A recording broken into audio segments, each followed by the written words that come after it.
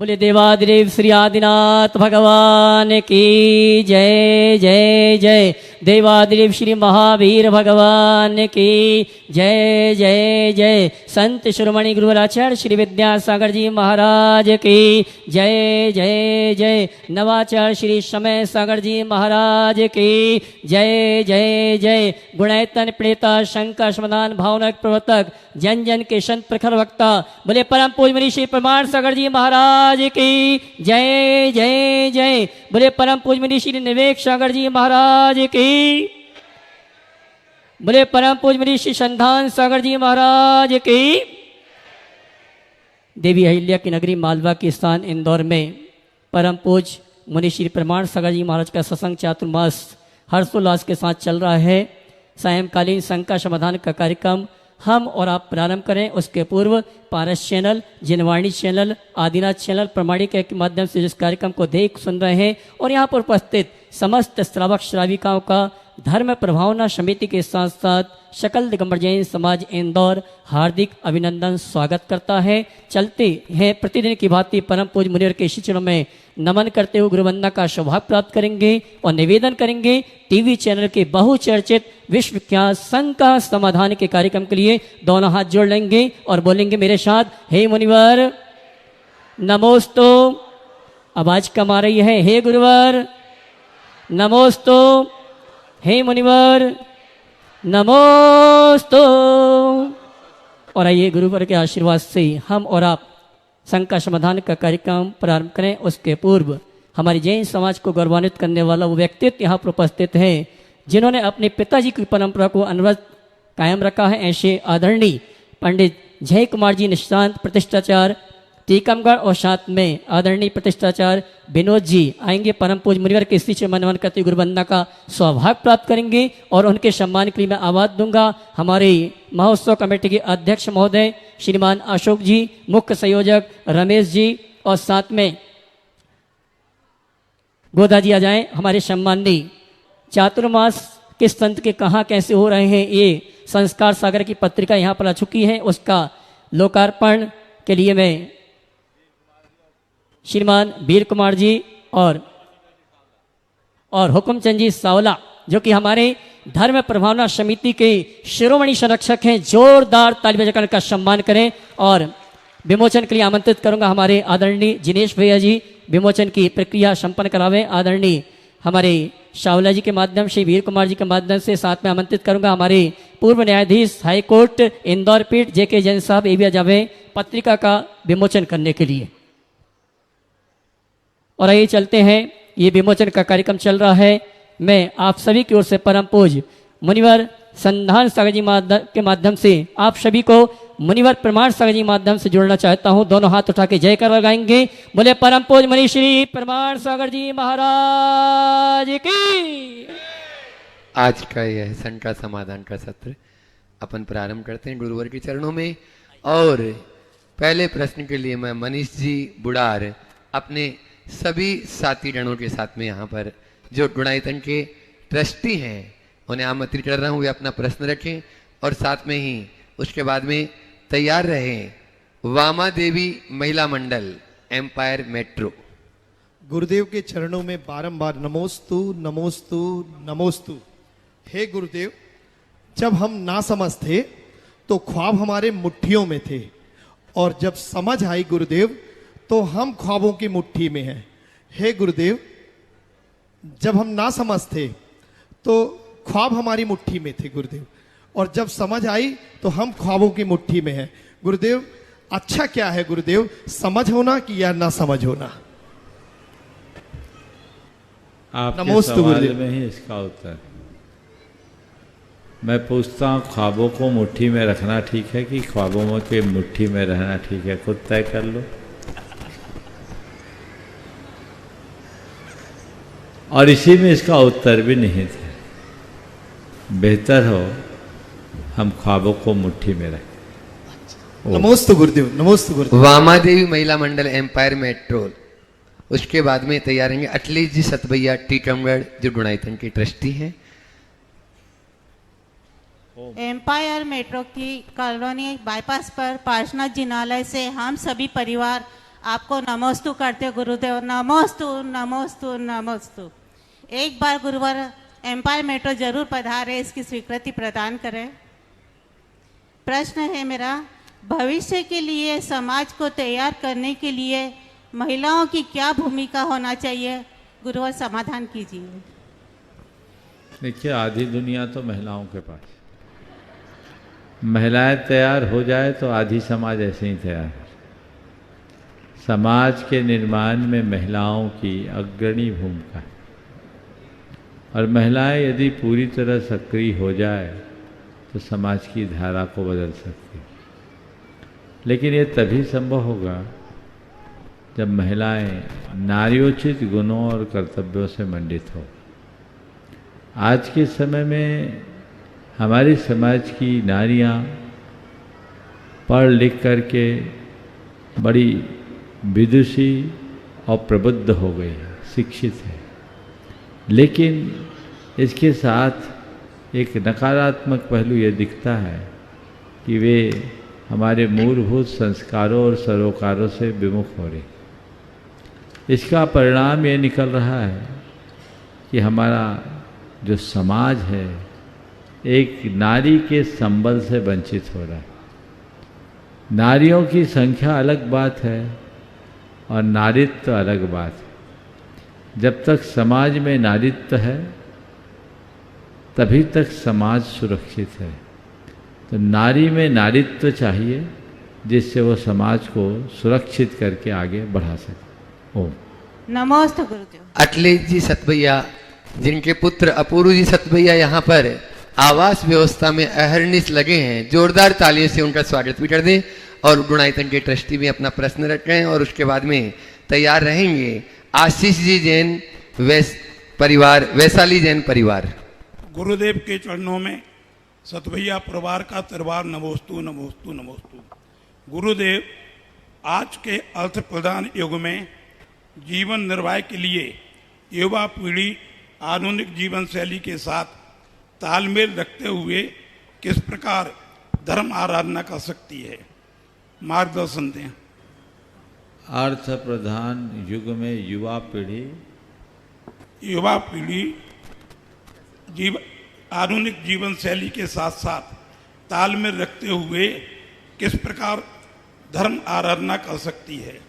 आधुनिक जीवन शैली के साथ तालमेल बनाकर जी धर्म करने की जो प्रेरणा है, मैं बहुत सहजता से कह सकता हूँ कि ये काम बड़ा आसान है, इसमें कोई कठिनाई नहीं, यदि हमारी प्राथमिकताएं सुनिश्चित हो जाए। सबसे पहली प्राथमिकता होनी चाहिए कि हमें अधर्म किसी स्तर पर नहीं करना। जहाँ तक मेरा मानना है, मानना क्या अनुभव है, आधुनिकता धर्म की आराधना में बाधा नहीं बनती, निष्ठाहीनता धर्माराधना में बाधक है।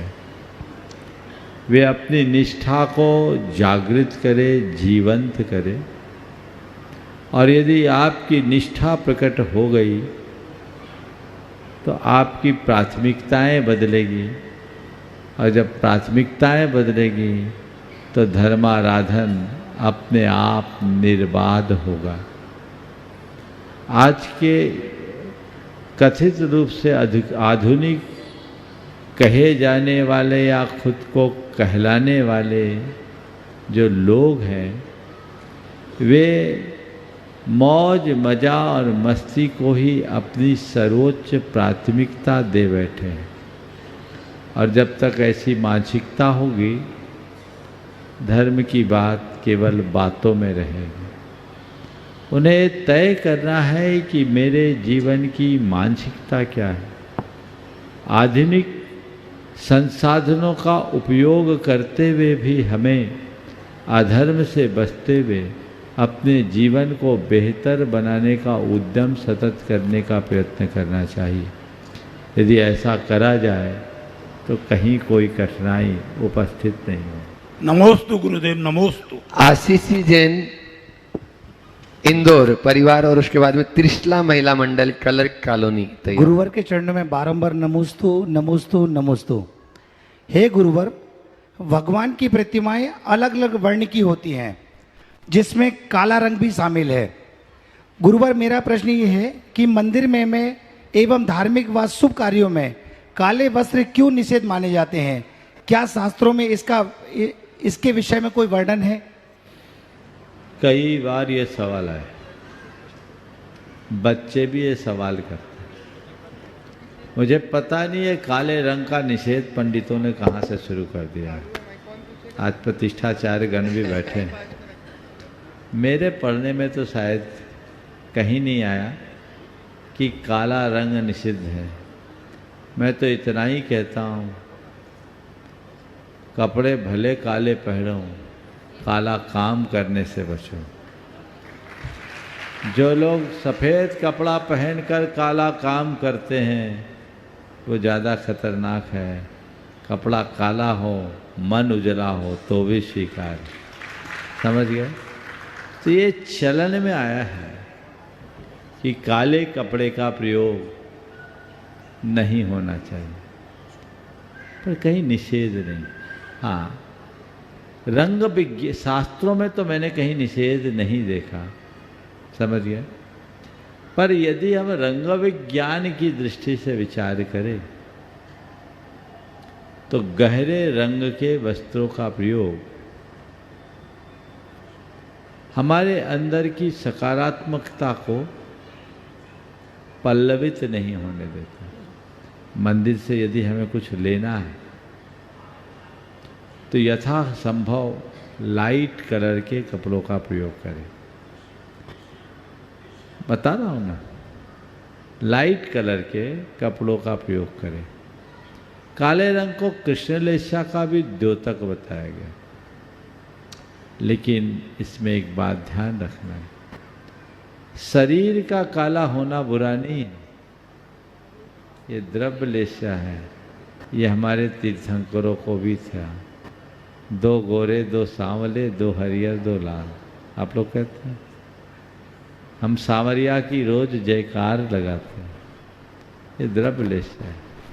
शरीर काला हो कोई फर्क नहीं, उसमें भी तेज रहता, वो भी मेटालिक दिखता है। मन काला नहीं होना चाहिए। मन का काला होना कृष्ण लेशा, पर चूंकि निमित्त नैमित्तिक संबंध होता है, इसलिए यथासंभव हल्के रंग का प्रयोग करना अच्छा है। पर यदि कोई ऐसा पहन ले तो उसे डांट दो, डपट दो, ये बात उचित प्रतीत नहीं। सावधानी रखें। नमस्ते गुरुदेव। नमस्ते। त्रिशला महिला मंडल कलर कॉलोनी और उसके बाद में एडवोकेट अतुल जी दुबे तैयार रहे। हे मुनिवर, त्रिशला महिला मंडल की ओर से नमोस्तु नमोस्तु नमोस्तु। मेरा प्रश्न है, जिस शरीर के साथ हम पैदा हुए हैं उसके लिए हम जिम्मेदार नहीं हैं, किंतु जिस चरित्र के साथ हम विदा होंगे उसके पूरे जिम्मेदार हम स्वयं होंगे। तो गुरुवार हम कैसा आचरण करें जिससे हमारी इस भाव में मति एवं अगले भाव में सद्गति प्रशस्त होवे। इस भाव में मति और अगले भाव में सद्गति बनी रहे, तो इस भाव की मति ठीक रहेगी तो सद्गति तो ठीक ही रहे। बिल्कुल सही बात हुई कही है आपने कि शरीर पर हमारा अपना कोई अधिकार नहीं जिसको लेकर हम पैदा हुए, पर चरित्र हमारा, उस पर हमारा अधिकार है जिसको लेकर हम विदा। इस वाक्य को अपने जीवन का बोधवाक्य बनाते हुए हर पल अपने चरित्र को समुज्ज्वल बनाए रखने के लिए जो सचेष्ट होते हैं उनके सामने फिर ये समस्या कभी नहीं आती। हमेशा एक बात को अपने मानस में अंकित करें कि मुझे अपना चरित्र उज्ज्वल बनाना है और उसमें कहीं किसी प्रकार का दाग नहीं लगने देना है। यदि ये भावधारा मन में अंकित हो जाए तो आप वह सब कुछ हासिल कर लेंगे जिसके आप अधिकारी। नमोस्तु महाराज जी, नमोस्तु। एडवोकेट अतुल जी दुबे सतना, जो जन्मना जैन न होते हुए कर्मणा जैन हैं, ऐसे अपने बीच में वे अपना प्रश्न रखें और उसके बाद में विकास जी जैन जेएमबी परिवार तैयार रहे। धरती के समस्त प्राणियों की तरफ से नमोस्तु। महाराज जी, चिंतन, एकाग्रता और ध्यान और समाधि में कौन सा श्रेष्ठ है? और इसको कौन सा अपनाना चाहिए? हम जैसे 7 से 9:30 बजे तक सुबह ओपीडी में रहते, ज़रूरतमंद मरीज आते हैं, तो हमको 2.5 घंटे कुछ नहीं पता लगता कि क्या कैसे बीत गया। तो इसमें कौन सा श्रेष्ठ है चारों में? चिंतन, एकाग्रता, ध्यान और समाधि। समाधि। देखिए, क्रमशः हमारी चित्त की एकाग्रता की उत्तरोत्तर विकसित परिणति। चिंतन एक धारा है जिसमें हम एक प्रवाह में बढ़ते रहते हैं, कहीं एक जगह टिकते नहीं, लेकिन एक जगह से शुरू होकर उसकी धारा को आगे बढ़ाते हैं। ये चिंतन कहलाता है। एक विषय को लेकर उस विषय की गहराई में जाते जाना और उस धारा में बहते जाना चिंतन है। किसी व्यक्ति, किसी वस्तु या अपनी आत्मा, किसी का भी चिंतन करें। एकाग्रता एक जगह रुक जाने का नाम है और इसी एकाग्रता का नाम ध्यान है। समझ गए? एकाग्र चिंता निरोधो ध्यानम। ध्यान एकाग्रता है। तो आप कोई भी काम कर रहे हैं, ध्यान से कर रहे हैं, यानी एकाग्र होकर कर रहे हैं। लेकिन ये एकाग्रता प्रवृत्ति में भी होती है और एकाग्रता निर्वृत्ति में भी होती है। जैसे अभी आप सुन रहे हो, ध्यान से सुन रहे हो। ध्यान से सुन रहे हो कि नहीं? मैं बोल रहा हूँ, ध्यान से बोल रहा हूँ।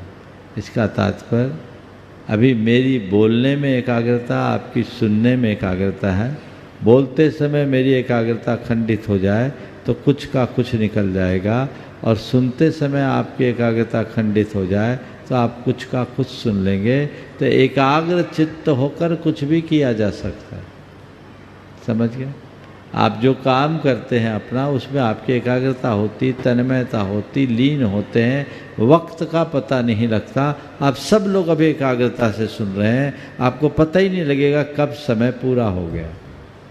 लेकिन ध्यान निर्वृत्ति की स्थिति, जब सारी प्रवृत्तियों को रोककर हम अपनी आत्मा के साथ केंद्रित होते हैं, तब वह ध्यान कहलाता है। मैं उस ध्यान की बात कह रहा हूँ जैसे भारतीय परंपरा में जीवन के उत्थान का सर्वश्रेष्ठ आधार निरूपित किया गया। तो वो ध्यान निर्वृत्ति है और ध्यान की परिपूर्णता का नाम समाधि है। जब परिपूर्ण ध्यान में चले जाए तब वह समाधि है। तो चिंतन, एकाग्रता, ध्यान और समाधि, मैं कहूँगा हमारी उत्तरोत्तर बढ़ती हुई अवस्था। अपने बीच में जेएमबी परिवार से विकास जी जैन अपना पूर्व प्रश्न रख रहे हैं। उसके बाद में एडवोकेट वीर कुमार जी जैन साहब तैयार हैं। विकास जी का सवाल नहीं है, ऐसे आशीर्वाद। हाँ चलो, वीर कुमार जी। ओ विकास, सवाल नहीं है? सवाल है तो पूछो। नहीं, चलो ठीक। हाँ, एडवोकेट वीर कुमार जी जैन साहब वे अपना प्रश्न कर रहे हैं और उसके बाद में तैयार रहेंगे इस पूरे चातुर्मास के मुख्य संयोजक रमेश जी, प्रभा देवी जी, निर्वाणा परिवार। नमोस्तु महाराज जी। प्रभु, मैं आपकी अनुमति से ये चाहता हूँ कि बेटा सवाल पूछ ले, उसकी बहुत इच्छा। बहुत अच्छा है। बेटा भी पूछ ले, पिताजी भी पूछ ले। चलो। नमोस्तु भगवान। ओम। आज के संसार में जहाँ अतिवाद, आतंकवाद बहुत बढ़ रहा है, हर कोई यह साबित करने में लगा है कि वही सही है। ऐसे में जैन धर्म के अनेकांतवाद सिद्धांत का क्या महत्व है और इसको कैसे विश्व शांति के लिए उपयोग में लाया जा सकता है? जो हम कहें वही सही है, यही एकांत है, और सामने वाले की बात भी सही हो सकती है, इसी का नाम अनेकांत। और जैन धर्म यही कहता है, हम अपनी बात का आग्रह न करें, सामने वाले की बात का स्वागत करने में भी समर्थ बने। दो शब्द है, ही और भी। ही यानी बस मैं ही, भी यानी मैं तो हूँ ही, तुम भी। जहाँ केवल अपनी बात का आग्रह होता है वहाँ एकांत है जो झगड़े खड़ा करता है, और जहाँ अपने साथ सामने वालों का आदर होता है वहाँ अनेकांत है, समन्वय हो। हम लोगों को ये बात समझाएं और विश्व को आज इसकी ही ज़रूरत है। यदि सारा विश्व ऐसे अनेकांत को आत्मसात कर ले तो सब झगड़ा खत्म हो जाए। हे वितरक गुरुवर के चरणों रमेश में जी, वंदन। निर्वाणा से अपने बीच में मुख्य संयोजक जो है रमेश जी का पूरा परिवार प्रश्न कर रहे हैं और उसके बाद में तैयार रहेंगे अखिल भारतीय दिगंबर खंडेलवाल महिला मंडल इंदौर। गुरुवर 70 वर्ष के बाद शारीरिक गतिविधियां कम हो जाती है, लेकिन अवचेतन मन के शक्ति से वह आध्यात्मिकता की ओर अग्रसर हो जाता है और उसका मस्तिष्क भी सुचारू रूप से पहले से अधिक रहता है अवचेतन मन के कारण। तो हमारा ये और इसके उदाहरण है कि हमारे वहाँ बड़े बड़े आचार्य, प्राइम मिनिस्टर, ये सब 70 वर्ष से ऊपर के हैं। तो क्या हम 70 वर्ष से ऊपर के लोग क्या आध्यात्मिकता में प्रगति नहीं कर सकते? किसने कहा नहीं कर सकते? जरूर कर सकते। हो सकता है आपने शिकायत रखी है कि शिविर में आपने 70 साल तक रोक दिया तो हम लोगों का क्या होगा। मैं आपके सवाल का आशय समझ रहा हूँ। देखिए, ये इसलिए नहीं रोका गया कि वे आध्यात्मिक प्रगति नहीं कर सकते, कर सकते, पर ये जो व्यवस्था बनाई गई वो 2 कारणों से करेगी। एक तो पहला कारण तो ये है कि कई लोग उम्रदराज होते हैं, अशक्त होते हैं, और उन अशक्त स्थिति में ऐसे लोग शिविर में भाग ले लें और बाहर आहार से आ जाए तो उनको संभालना बहुत कठिन होता है। दूसरा, सीटें लिमिटेड है, तो तुम सब बड़े लोग आ जाओगे तो नयों को मौका कहाँ से मिलेगा। और हम आजकल देख रहे हैं हमारे समाज के 80 साल के लोग भी जवान रहते हैं, 80 की उम्र टच करने वाले भी जवान बने रहते हैं। तो हमारे जवानों को बुढ़ापे तक मौका ही नहीं मिलता। तो भैया, आप जगह दोगे तब तो जवान आगे आ पाएंगे। तो मैं 70 साल वालों को सलाह दूंगा कि आप 10 दिन घर बैठ जाओ, बेटे बहुओं को यहाँ आने का अवसर दे दो ताकि वो कुछ अच्छा ग्रहण कर सके और वो अपने जीवन के लिए कुछ सार्थक घटित कर सके। हालांकि ये जो व्यवस्था है केवल व्यवस्था के लिए, एक वैकेंसी हमने निकाल दी है आप जैसे लोगों के लिए कि जो लोग 70 से प्लस हैं, 10 लक्षण में विधान भी होगा तो उनको शिविर के लिए नहीं, विधान के लिए सम्मति है और उसमें वो सब लाभ ले सकते हैं। समझ गए? विधान में सहभागिता ले लो, क्योंकि स्थान भी सीमित है। गुरुदेव, पहली बगल शिविर लग रहा है इन लोगों की, इसलिए ऑफर तो दे दिया हमने। हाँ, आप लोगों का ऑफर है और आप तो आयोजक हो, तो आपके लिए तो दोनों मौके हैं। लेकिन मैं ये कह रहा हूँ कि स्थान सीमित है। इस स्थान की सीमा को देखते हुए ये व्यवस्था बनाई गई। मुझे मालूम है यदि पूरा फ्री छोड़ दूं तो संख्या 5000 पार कर जाएगी, पर 5000 लोगों की शुद्ध व्यवस्था बना पाना, बाकी सब तो ठीक है लेकिन सबको एक जगह बिठाना ही मुश्किल है पूजन आदि में। हाँ, 10,000 हो जाएंगे। तो इसलिए ऐसा तो नहीं कह रहे महाराज हम 10,000 की व्यवस्था बना लेंगे, नहीं नहीं, हाँ, तो कठिनाई है। इसलिए इन सब बातों को ध्यान में रखते हुए कहा गया।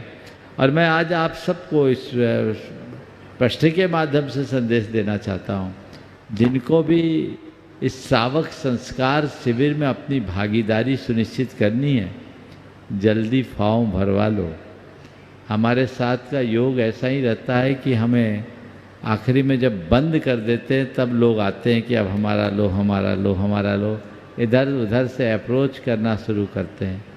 क्योंकि ये 10 लक्षण का कार्यक्रम आम कार्यक्रमों से हटकर, और इसमें आपके पूरे 16 की व्यवस्था रखी जाती।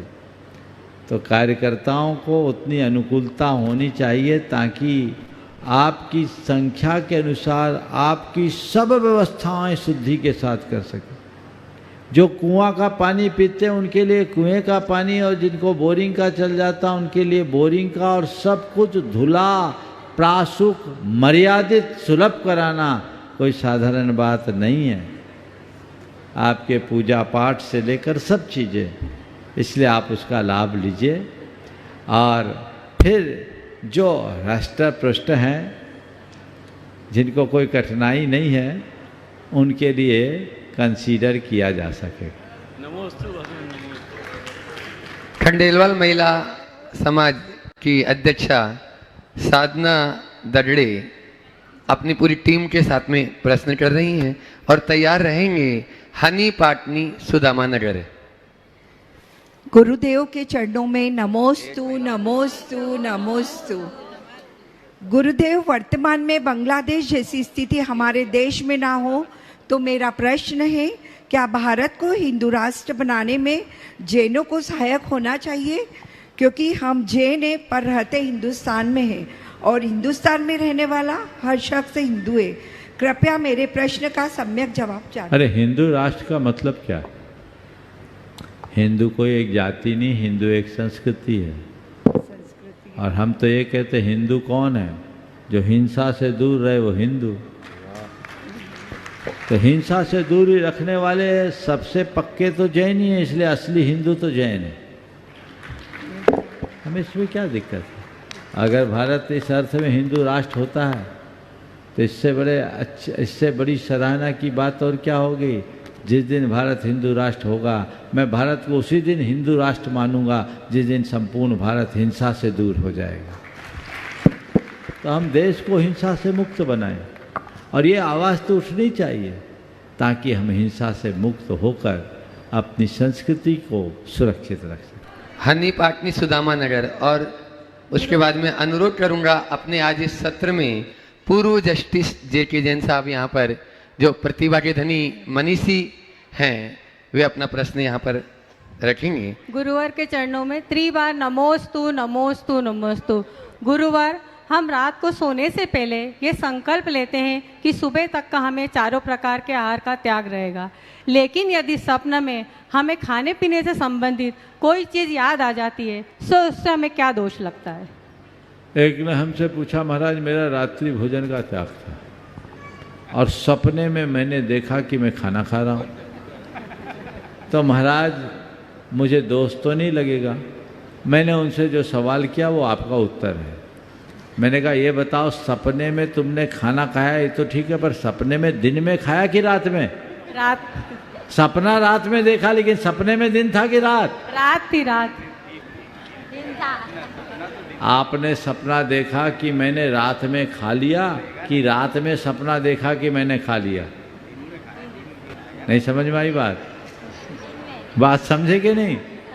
अगर आप सपना देख रहे हो कि मैंने रात में भोजन कर लिया तो प्रायश्चित करो, और सपने में आप देख रहे हो आप कहीं गए और खाना खा रहे हो वहाँ दिन है तो कोई प्रायश्चित नहीं। समझ गए?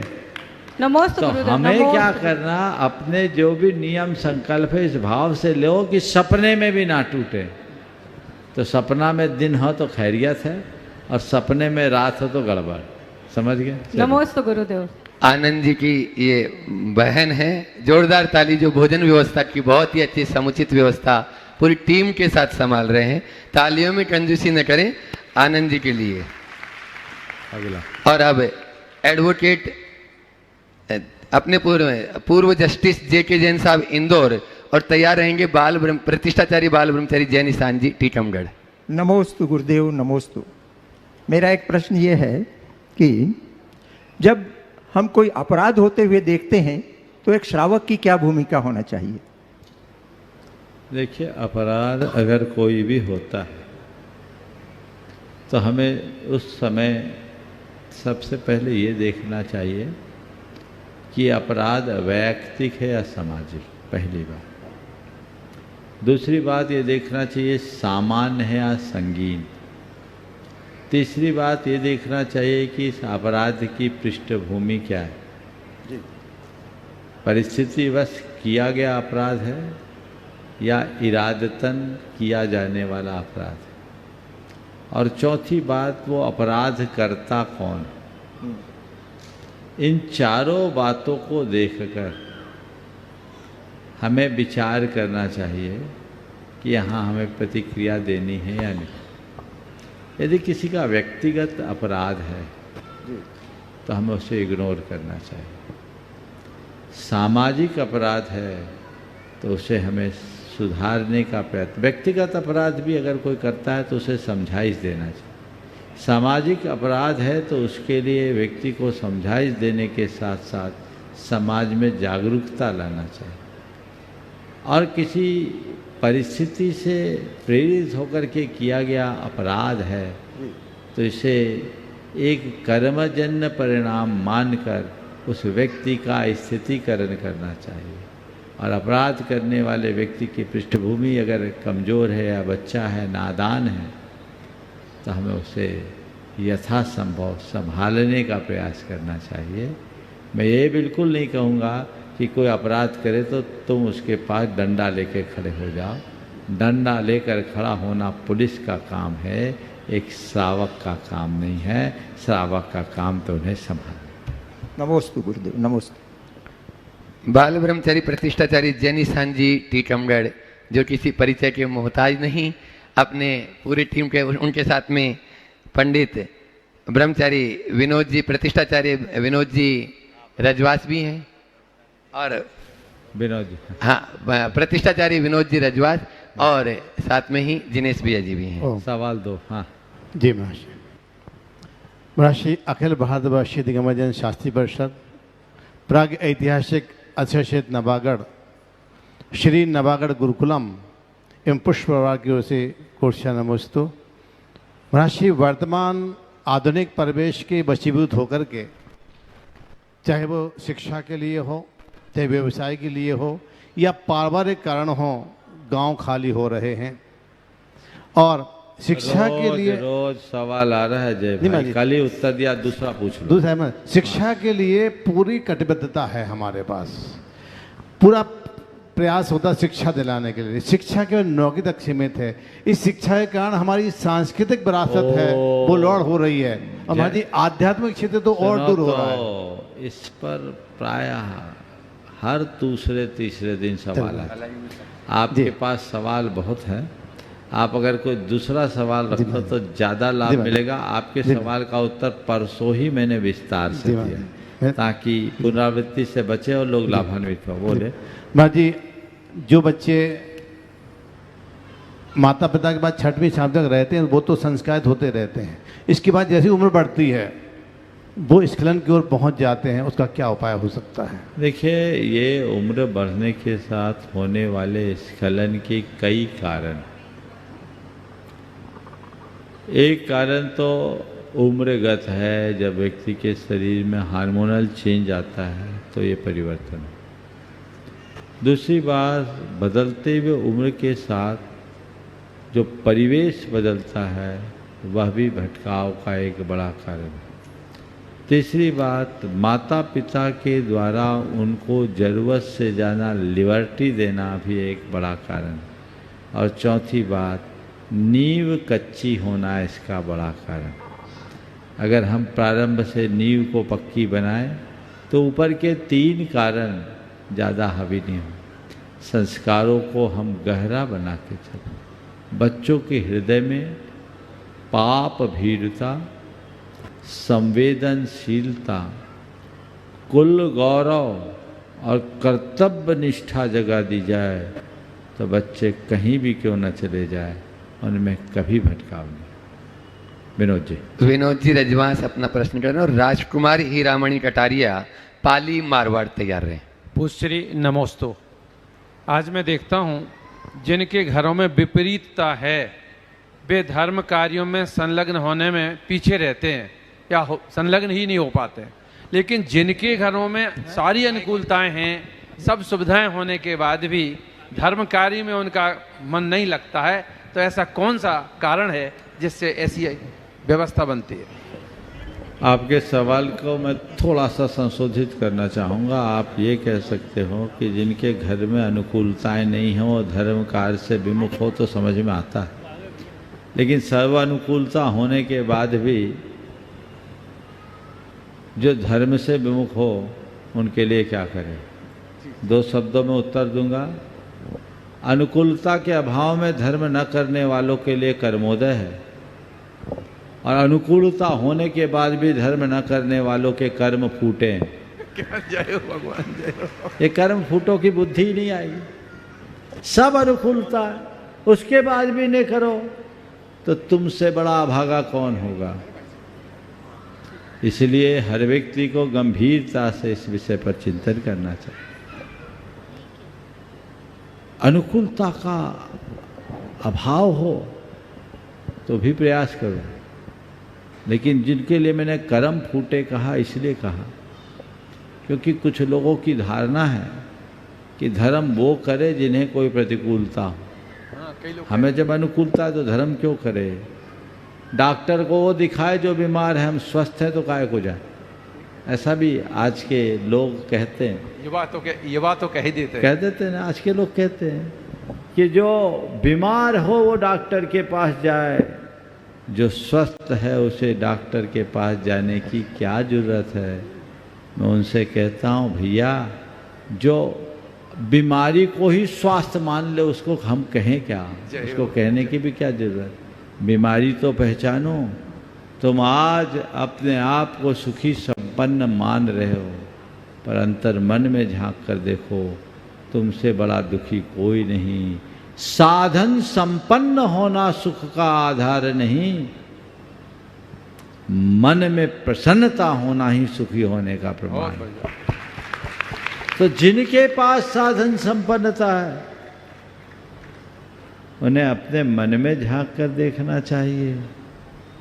मन में प्रसन्नता है क्या? अगर तुम्हारा मन हर पल प्रसन्न है, धर्म करने की कोई ज़रूरत नहीं।